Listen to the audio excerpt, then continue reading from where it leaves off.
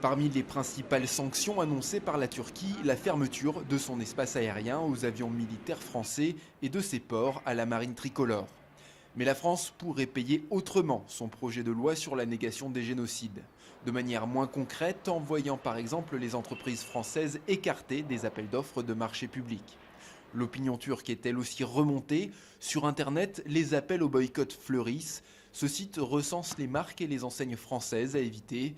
Des initiatives aux retombées difficilement chiffrables, mais qui joueront un rôle sur les échanges commerciaux, dont le volume s'élevait à 12 milliards d'euros en 2011. Les véritables mesures de rétorsion ou les effets économiques se ressentiront au niveau du consommateur turc, pour une durée qui reste à définir, et aussi des responsables dans les grandes administrations, les douanes, etc., où on peut s'attendre à pas mal de tracasseries administratives. D'autres sanctions sont prévues, sur le plan diplomatique notamment. La Turquie a annoncé qu'elle rappellerait son ambassadeur et abaisserait le niveau de sa représentation diplomatique en France. Une mesure symbolique avant tout, mais sans précédent dans les relations entre les deux pays.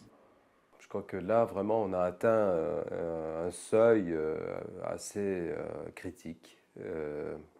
C'est aussi dû au fait que la Turquie, le gouvernement turc se sent très confiant. Un autre symbole de l'inimité turque contre la France depuis cette proposition de loi. Un responsable de la ville d'Ankara a annoncé que des rues portant des noms français seraient débaptisées et qu'un monument à la mémoire des victimes algériennes de la France serait érigé dans la capitale turque si le texte est voté par le Sénat.